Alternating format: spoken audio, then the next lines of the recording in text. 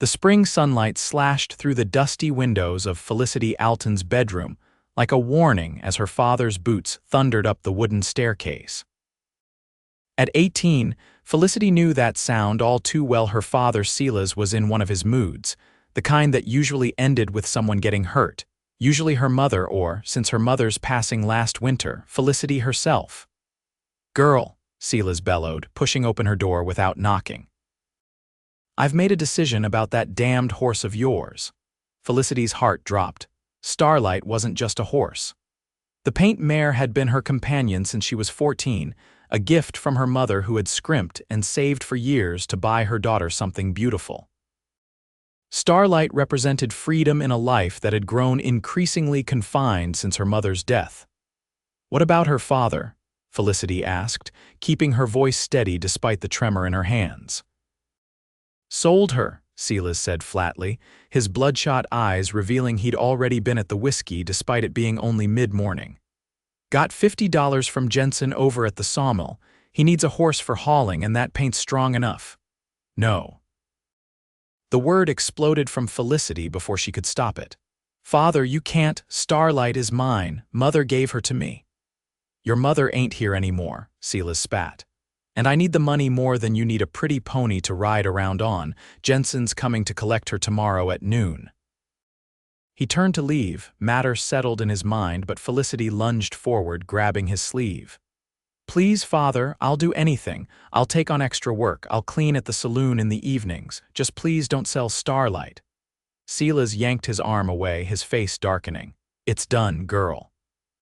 And if you make a fuss about it, you'll regret it. I still owe Reynolds money from last month's poker game, and he ain't the patient type." The door slammed behind him, leaving Felicity alone with her tears and a desperate plan already forming in her mind. She would not lose Starlight. She couldn't. Dawn was still hours away when Felicity slipped from her bed, already dressed in her riding clothes, a split skirt her mother had made her, and a cotton blouse. She packed a small bundle, a change of clothes, her mother's silver hairbrush, and what little money she had saved from selling eggs in town. It wasn't much, but it would have to do. The barn was quiet except for the soft nickering of Starlight as Felicity approached her stall. "SHH, girl," she whispered, running her hand along the mare's soft muzzle. "We're going on an adventure." Felicity had the mare saddled in minutes, movements practiced from years of morning rides. Just as she was leading Starlight toward the barn doors, lantern light flooded the space. "Going somewhere, Miss Alton?" The deep voice made her freeze. Turning slowly, she found herself facing Garrett Quinn, the ranch hand her father had hired last month. Tall and lean with sharp blue eyes that missed nothing, he stood blocking her path, a lantern held high. "Mr. Quinn," she said, trying to sound casual despite being caught in the act of running away. "I'm just taking Starlight for an early ride." "With all your worldly possessions tied to the saddle?" he asked, one eyebrow raised. His gaze flicked to her packed bundle. "Your father mentioned he sold this horse yesterday. I suspect he wouldn't take kindly to you disappearing with her before the buyer arrives." Felicity lifted her chin. "My mother gave me Starlight. She's mine, not my father's to sell, especially not to someone who'll work her to death at a sawmill." Something shifted in Garrett's expression. "Jensen's not known for treating animals kindly," he conceded. "But running away isn't the answer, Miss Alton. Where would you even go?" "My aunt lives in Colorado," Felicity said, the lie coming easily. She had no aunt, no destination at all beyond away. "I'll be fine." Garrett set his lantern down on a hay bale. "It's 1878, Miss Alton. The frontier isn't kind to young women traveling alone, even ones as spirited as yourself." "I have no choice," Felicity said, hating the way her voice cracked. "My father, he's been different since Mother died. Drinking more, gambling, I can't stay, and I won't let him sell Starlight." Garrett was quiet for a long moment, studying her with those piercing eyes. At 25, he'd seen enough of the world to know she was right about the dangers, but also right about having few options. "Wait here," he finally said. "Don't move." He disappeared into the darkness, leaving Felicity uncertain whether he was fetching her father or something else entirely. When he returned minutes later, he had a saddled horse and his own pack. "Mr. Quinn?" she questioned. "I can't let you ride out alone," he said simply.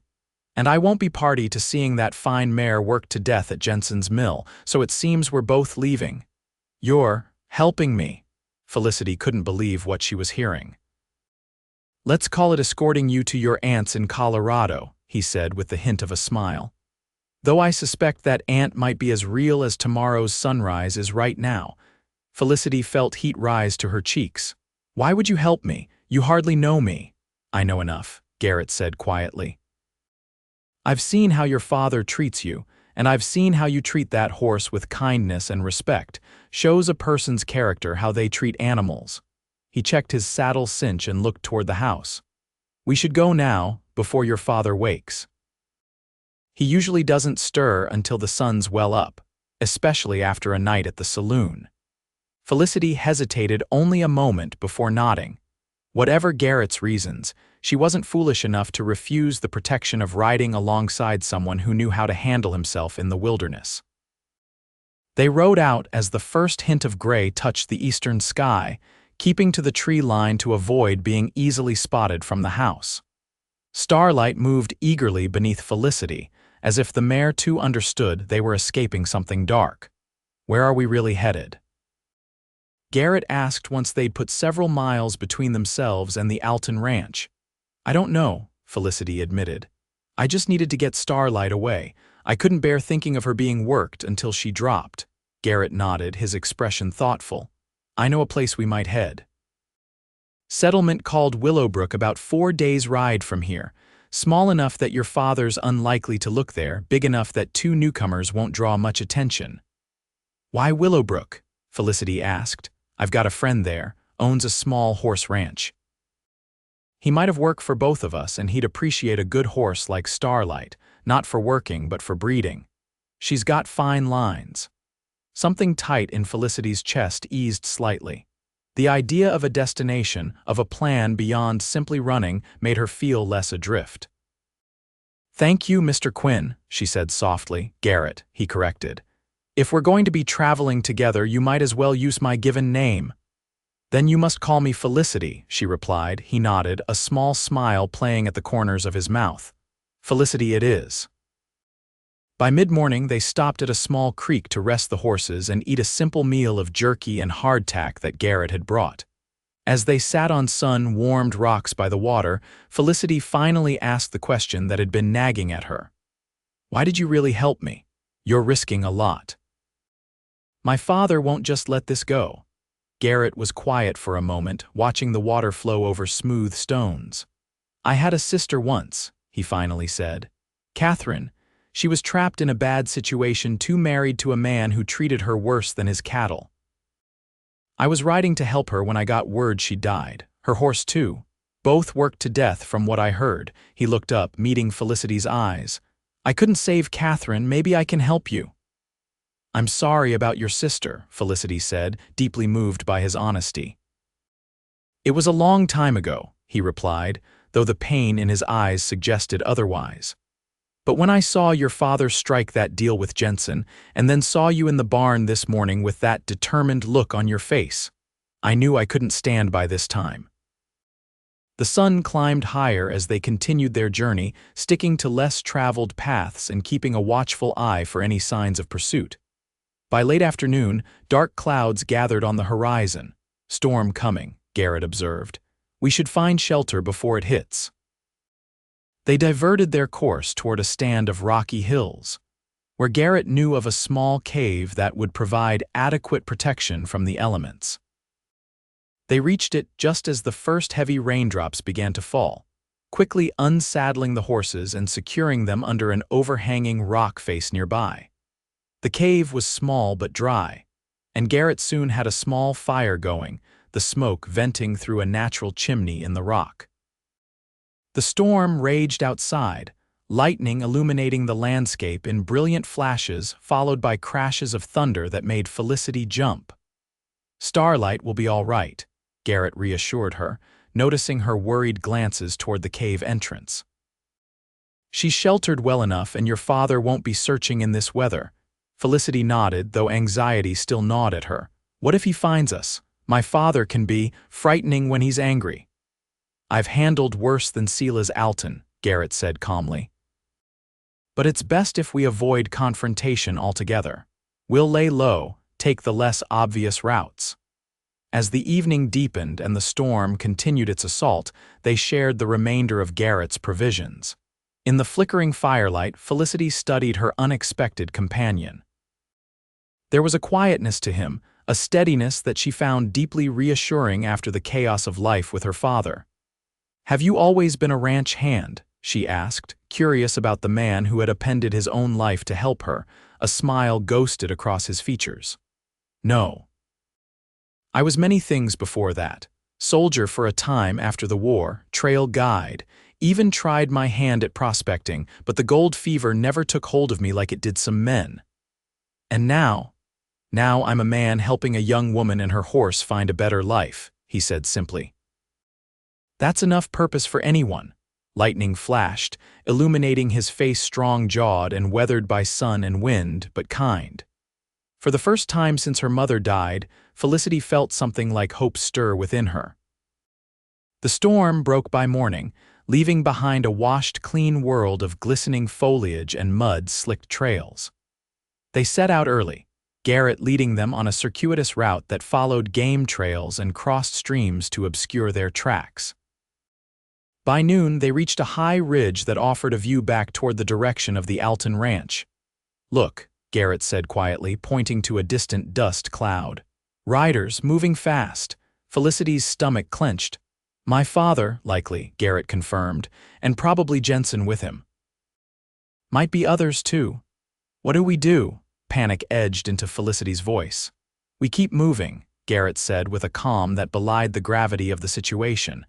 "They're following the main trail. We'll head into rougher country where horses like theirs will struggle." He was right.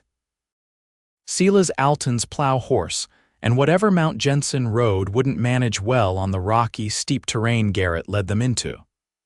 Starlight, bred for agility and endurance, navigated the difficult path with surprising ease, as did Garrett's sturdy buckskin. They pushed hard through the afternoon, finally stopping as dusk approached near a hidden spring that bubbled from between moss-covered rocks. "We should be safe here for the night," Garrett said as they made camp. "Those men would have turned back by now. They'll try again tomorrow, taking a different direction." Felicity nodded, exhaustion making her movements clumsy as she helped set up their small camp. Her muscles ached from hours in the saddle, and the fear of capture had worn her nerves raw. "You should rest," Garrett told her gently. "I'll take first watch." "Will it always be like this?" she asked, settling onto her bedroll. "Running, hiding, always looking over our shoulder," Garrett shook his head. "No, we get to Willowbrook, we can start fresh. It's far enough away that your father's influence won't reach. Small towns like that, they mind their own business. Once we're established there, he'll have no claim on you or Starlight." "I hope you're right," Felicity murmured, her eyelids growing heavy. "Sleep," Garrett said. "Tomorrow will be easier." Dawn brought a new clarity and with it, a heightened vigilance. They spotted smoke from a campfire to the east too close for comfort. "They're persistent," Garrett muttered as they quickly broke camp.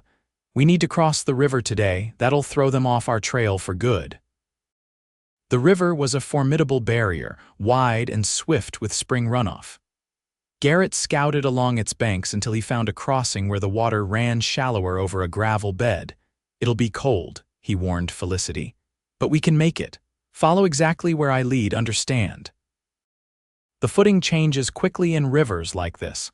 Felicity nodded, gathering her courage. Starlight sensed her rider's tension, dancing nervously at the water's edge.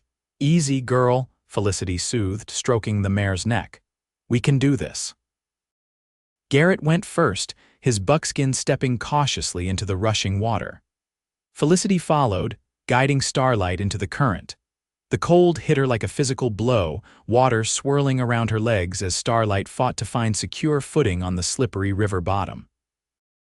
Halfway across, disaster struck.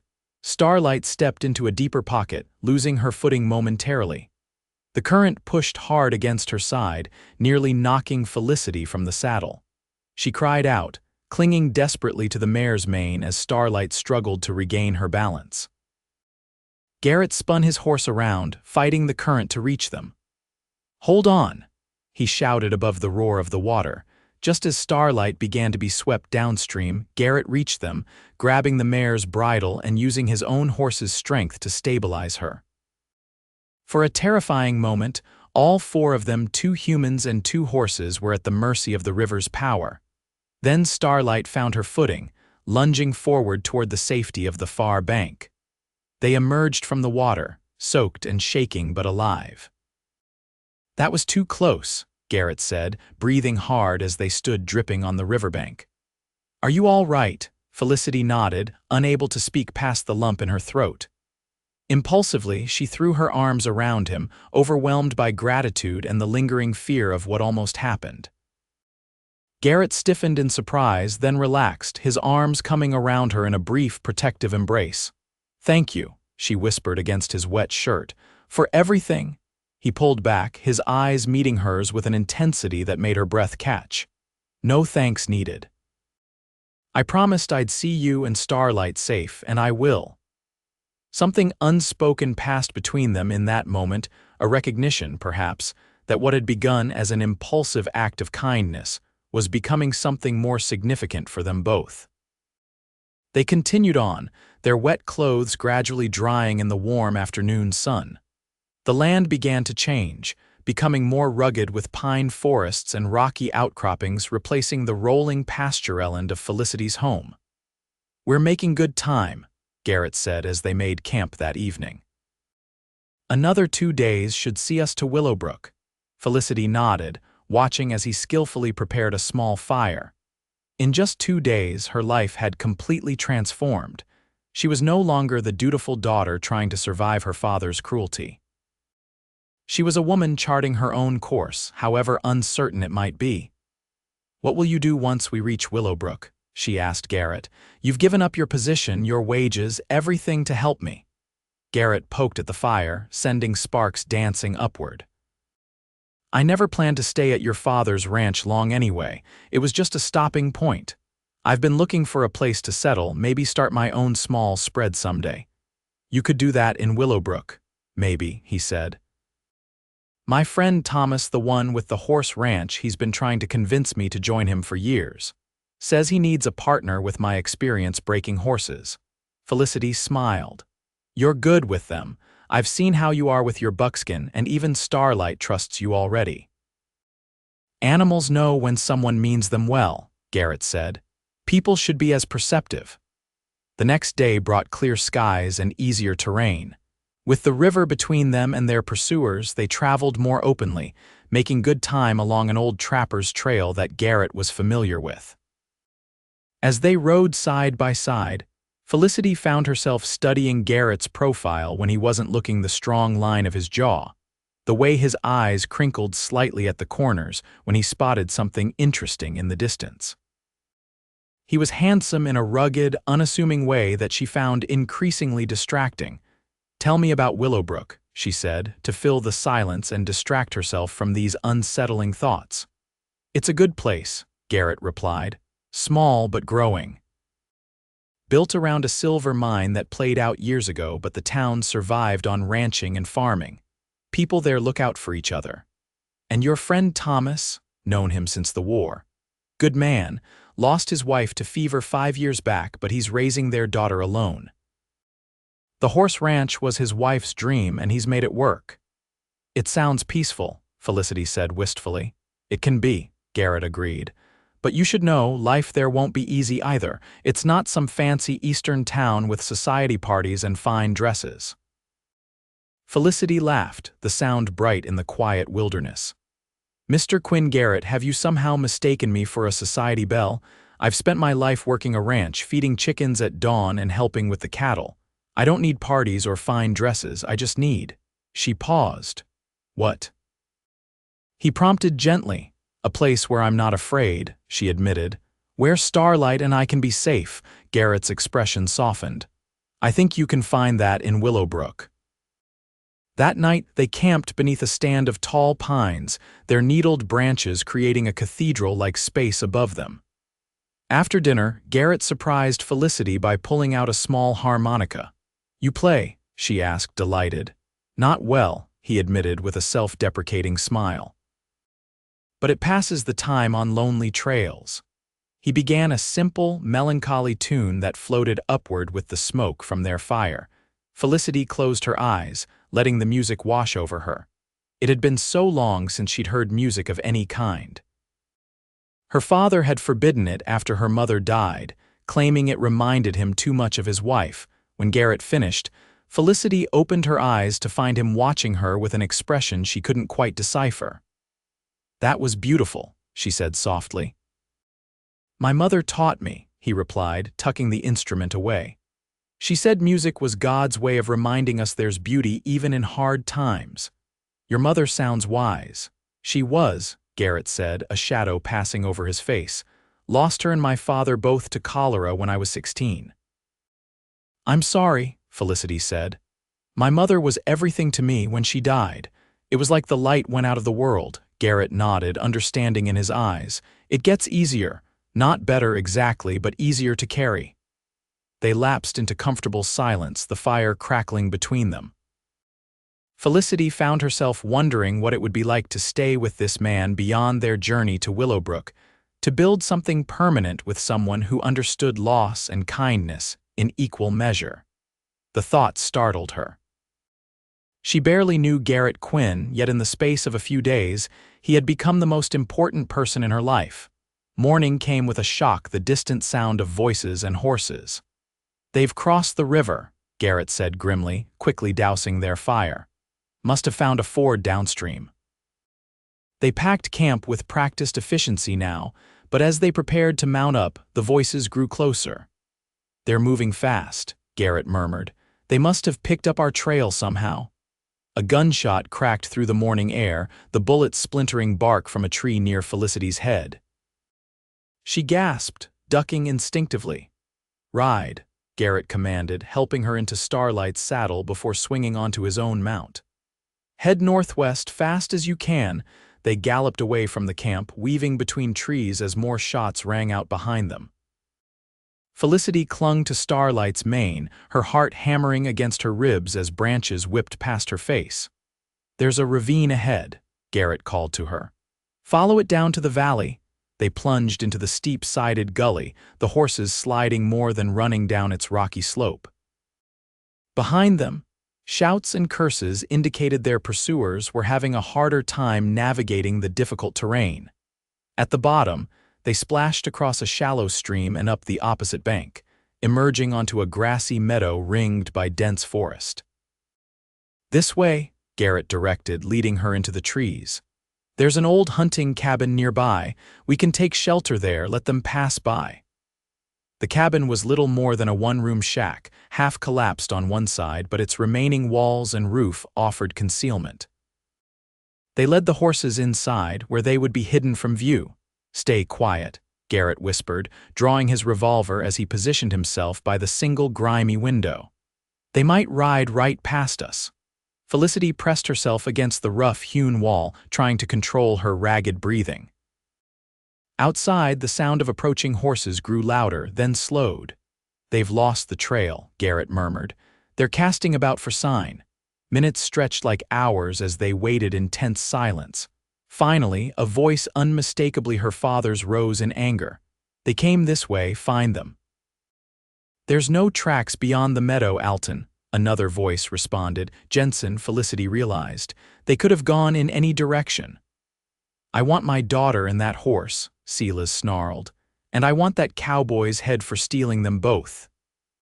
"Your daughter ain't property," a third voice said, one of the ranch hands who occasionally worked for her father. "Maybe she left 'cause she wanted to." "Shut your mouth, Davis," Silas snapped. "She's my daughter and that horse is my property. I sold it fair and square." "Not while I ride beside her," Garrett whispered, almost to himself, his eyes hard as he watched through the window. The search continued for nearly an hour, the men combing the meadow's edge but never venturing deep enough into the forest to discover the dilapidated cabin. Finally, as the sun climbed higher, they gathered in the meadow for a heated discussion. "We've lost too much time already," Jensen complained. "I've got a mill to run, Alton. I can't spend days chasing after your runaway daughter." "Fine," Silas spat. "Go back to your sawdust." "But I want my $50 returned." "You'll get it when I get the horse," Jensen retorted. "Not before." Their arguing continued as they mounted up, voices fading as they rode away, heading east away from Willowbrook. "They're gone," Garrett finally said, holstering his revolver. "But they'll be back. Your father's not the type to give up easily." Felicity sagged against the wall, relief making her knees weak. "I heard what you said," she murmured. "About riding beside me." Garrett looked away, a hint of color touching his cheeks. "Just meant I wouldn't let him take Starlight from you." "I think it meant more than that," Felicity said softly. Their eyes met across the dusty cabin, and something unspoken passed between them again, stronger this time, an acknowledgement of feelings neither had been ready to name. "We should keep moving," Garrett said, breaking the moment.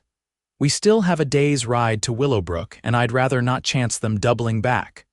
They rode hard through the afternoon, stopping only briefly to rest the horses.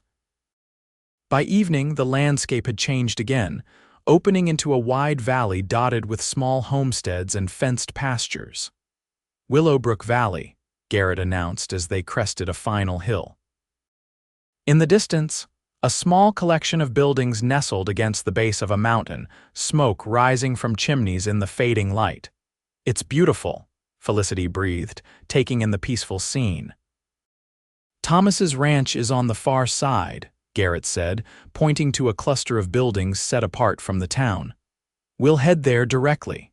They approached the ranch as twilight deepened into night. Dogs barked in alert as they rode into the yard, bringing a tall man with a lantern out onto the porch of a well-maintained log house. "Who goes there?" he called. "It's Garrett Quinn, Thomas," Garrett replied. "I've brought a friend." "Quinn?" Thomas exclaimed, lifting his lantern higher. "Well, I'll be damned. It's been nearly 2 years." He strode forward, revealing a broad-shouldered man with a thick beard streaked with gray. His weathered face broke into a wide smile as he clasped Garrett's hand. "And who's this?" he asked, turning curious eyes to Felicity. "Felicity Alton," Garrett said. "She's in need of a fresh start, as am I." Thomas's keen eyes took in their travel-worn appearance and the quality of Starlight beneath Felicity. "Trouble?" he asked simply. "Some," Garrett admitted. "Nothing that followed us here, but it might come looking eventually." Thomas nodded, asking no further questions. "Well, any friend of Garrett's is welcome at my table. Come inside, both of you. Sarah will be pleased to have company." Sarah turned out to be Thomas's 12-year-old daughter, a serious-faced child with her father's watchful eyes. She regarded the newcomers with cautious interest as she helped serve a simple but hearty meal of venison stew and fresh bread. Later, after Sarah had gone to bed and Felicity had been shown to a small but comfortable guest room, the two men sat on the porch, speaking quietly. "She's running from something serious," Thomas observed, keeping his voice low. "Her father." Garrett nodded, explaining the situation with Silas, Alton, Jensen, and Starlight. "Man sounds like a real piece of work," Thomas muttered when Garrett had finished. "She's welcome here as long as needed, you too." "I appreciate that," Garrett said. "I was thinking if that offer to partner on the ranch is still open." Thomas smiled, clapping a hand on Garrett's shoulder. "Always has been. I've got more work than I can handle with the new breeding stock from Kentucky. Could use someone with your way with horses. And Felicity." Garrett asked. "She's good with horses too. Starlight is proof of that." "Town needs a schoolteacher," Thomas said thoughtfully. "Current one's leaving end of term to get married. Girl seems educated enough." "She is," Garrett confirmed. "Reads and writes better than most men I know." "Then it sounds like Willowbrook might have places for both of you," Thomas concluded. "Assuming you're planning to stay together." Garrett looked toward the house, where Felicity's window glowed with lamplight. "That would be her decision," he said softly. Felicity settled into life at Thomas's ranch with surprising ease. After years of her father's harsh rule, the relaxed atmosphere of the Davidson household was a welcome change. She helped Sarah with her lessons, assisted with meals, and spent hours each day with Starlight, exploring the ranch's extensive pastures. Garrett integrated just as seamlessly, working alongside Thomas to train the new Kentucky thoroughbreds that were to be the foundation of an expanded breeding program.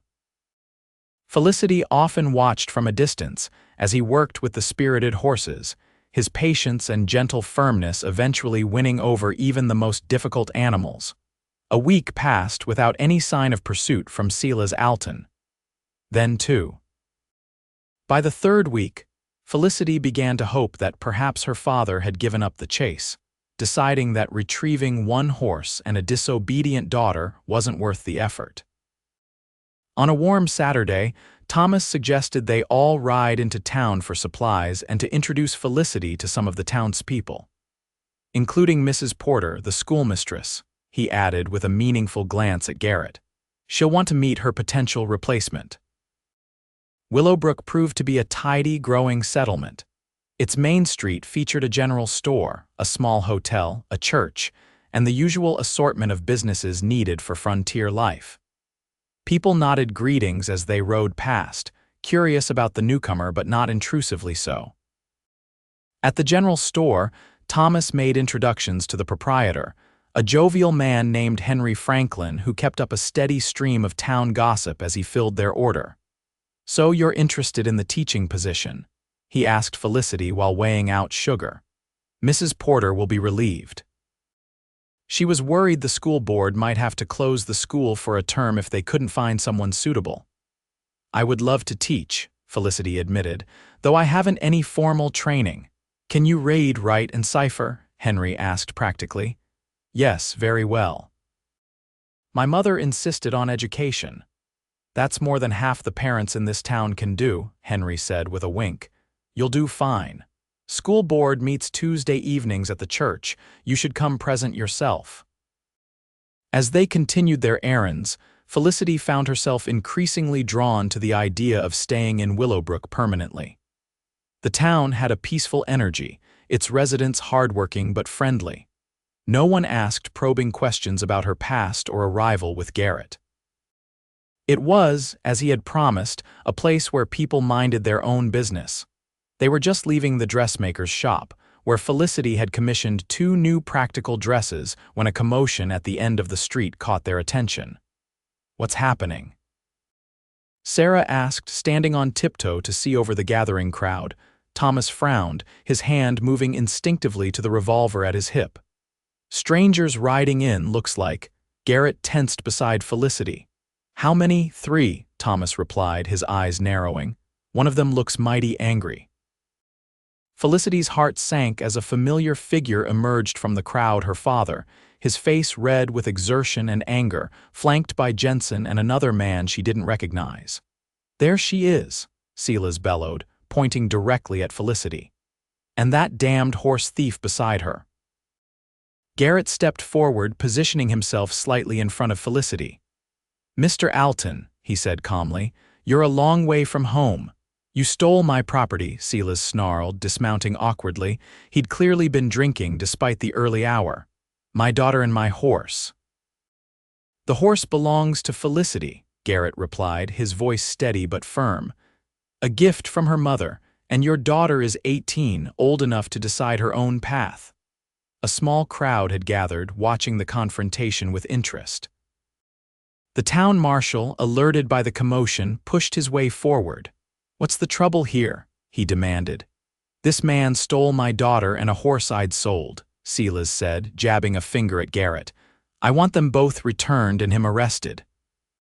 The marshal, a weathered man with shrewd eyes, looked from Silas to Garrett to Felicity.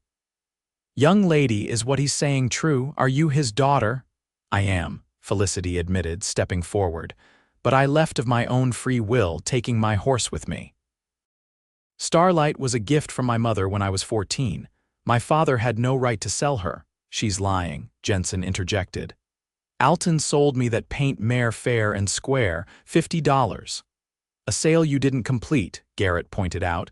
The horse was never delivered, no money changed hands. The marshal sighed, clearly unhappy about being dragged into a family dispute. Look, this sounds like a matter for a judge, not a town marshal. We've got a circuit judge due in 2 weeks. I'm not waiting 2 weeks, Silas roared. That's my daughter, and I'm taking her home now. He lunged forward, grabbing for Felicity's arm. Garrett moved faster, shoving Silas back with enough force to send him stumbling. Not while I ride beside her, Garrett said, his voice low and dangerous. Silas recovered his balance, his face contorted with rage. You've got no right interfering between a father and daughter. I've every right to protect someone from being forced against their will, Garrett countered. Felicity doesn't want to go with you. That should be the end of it. The crowd had grown larger, townspeople murmuring amongst themselves. Thomas stepped forward, addressing the marshal. Jim, you know me. Garrett Quinn is working for me now, and Miss Alton is my guest. She's planning to apply for the teaching position at our school. The marshal nodded slowly. I see. He turned to Silas. Mr. Alton, I can't force a grown woman to return with you if she doesn't wish to. As for the horse dispute, that's for the judge to decide when he arrives. This is outrageous, Silas sputtered. She's my daughter. She's a woman making her own choices, Garrett said firmly. And one of those choices is not to return with you. Felicity, emboldened by Garrett's unwavering support and the sympathetic murmurs from the crowd, stepped forward. Father, I'm staying in Willowbrook. I found a place here where I can be happy, where Starlight and I both can thrive. Please, just go home. Silas looked from his daughter to Garrett, his expression darkening further. So that's how it is. You've taken up with this saddle tramp. Mr. Quinn has been nothing but respectful and kind, Felicity said firmly. Which is more than I can say for how you've treated me since Mother died. A woman in the crowd made a sympathetic sound, and others nodded. The tide of public opinion was clearly turning against Silas Alton. Sensing this, the marshal placed a restraining hand on Silas's arm. I think it's best if you and your friends head back to your horses, Mr. Alton. This isn't going to be resolved the way you want today. For a moment, it seemed Silas might explode with rage. Then abruptly he deflated, years of hard living and alcohol showing in the sudden sagging of his shoulders. Fine, he spat. Keep the damn horse, but don't come crying to me when this cowboy leaves you high and dry, girl. Men like him don't stay put. Some men do, Garrett said quietly. When they find something worth staying for. His eyes met Felicity's, and in that moment, something shifted between them, a promise unspoken but understood. Silas stomped back to his horse, followed by Jensen and the third man. As they rode out of town, the crowd dispersed, many stopping to introduce themselves to Felicity and welcome her to Willowbrook. Well, Thomas said when they were finally alone again, I'd say you've been properly introduced to the town now. Felicity laughed shakily, the tension of the confrontation leaving her in a rush. Not how I imagined it happening. You did well, Garrett told her. Standing up to your father like that took courage. I had help, she replied, her gaze meeting his. Someone riding beside me. That evening, as sunset painted the mountains in shades of gold and pink, Felicity found Garrett alone on the porch, whittling a small piece of wood. May I join you? She asked. He nodded, setting aside his project. How are you feeling after today? Lighter, she admitted, sitting beside him on the porch swing. Like a weight has been lifted. Seeing my father again was difficult, but standing up to him, it felt right. He might come back when the judge arrives, Garrett cautioned. I know, but I don't think he will. Deep down, he knows he's wrong, and he's never been one to face losing publicly. They sat in comfortable silence for a while, the swing moving gently beneath them. Finally, Felicity gathered her courage to ask the question that had been on her mind since that morning in town. Did you mean what you said about finding something worth staying for? Garrett turned to face her, his expression serious. I did. And what did you find? She pressed, her heart hammering. You, he said simply. From that first morning in the barn, when I saw you ready to risk everything for what you believed was right, "I knew you were someone special, Felicity." "I felt the same," she admitted, "when you said you'd help me, that you wouldn't let them take Starlight." No one had stood up for me like that since my mother died. Garrett reached out, tentatively taking her hand in his. "I meant what I said today, not while I ride beside her. I'll stand with you, Felicity, for as long as you'll have me." The simple declaration, spoken with such quiet certainty, brought tears to Felicity's eyes. "I'd like that very much," she whispered. Under the deepening twilight, their lips met in a tender first kiss, a promise of beginnings rather than endings, of a journey they would take together. 2 months later, on a perfect summer morning, Felicity stood before her class of 20 children ranging in age from 6 to 16. As the newly appointed teacher of Willowbrook School, she had spent weeks preparing lessons, organizing the small schoolhouse, and getting to know each of her pupils. "Today," she told them, "we're going to have a special visitor who's going to teach us about horses." On cue, Garrett entered, leading Starlight. The children gasped and clapped, excited by the presence of the beautiful paint mare in their classroom. "Mr. Quinn is going to explain how horses have helped build our country," Felicity continued, smiling at Garrett. "And afterward, each of you will have a chance to pet Starlight if you'd like." As Garrett began his presentation, Felicity watched him with pride and affection. In the weeks since her father's visit, so much had changed. She had secured the teaching position, moved into a small cabin of her own near the school, and begun building a life in Willowbrook. Garrett had become Thomas's full partner in the horse ranch, his expertise already increasing their reputation throughout the territory. He spent his days training horses and his evenings courting Felicity properly with picnics by the creek, rides through mountain meadows, and quiet conversations on her cabin porch. The gold band on Felicity's finger caught the sunlight as she gestured to a map during Garrett's presentation. They had married just last week, a simple ceremony in the town church with Thomas, Sarah, and most of Willowbrook in attendance. Silas Alton had not returned for the judge's visit, sending instead a terse letter relinquishing any claim to Starlight and acknowledging Felicity's right to live as she sees fit. It wasn't an apology, but it was freedom, and Felicity had accepted it as such. After school, Garrett helped her gather her teaching materials. "Dinner at the ranch tonight," he reminded her. "Thomas is celebrating the sale of that Kentucky stallion." "I remember," Felicity said, smiling up at her husband. "Sarah's been talking about the apple pie she's making all week." As they rode home together, Starlight and Garrett's buckskin moving in perfect tandem, Felicity reflected on the journey that had brought her here. From desperate flight to newfound purpose, from fear to love, all because one cowboy had looked at a young woman about to lose everything and decided, "Not while I ride beside her." "What are you thinking about?" Garrett asked, noticing her thoughtful expression.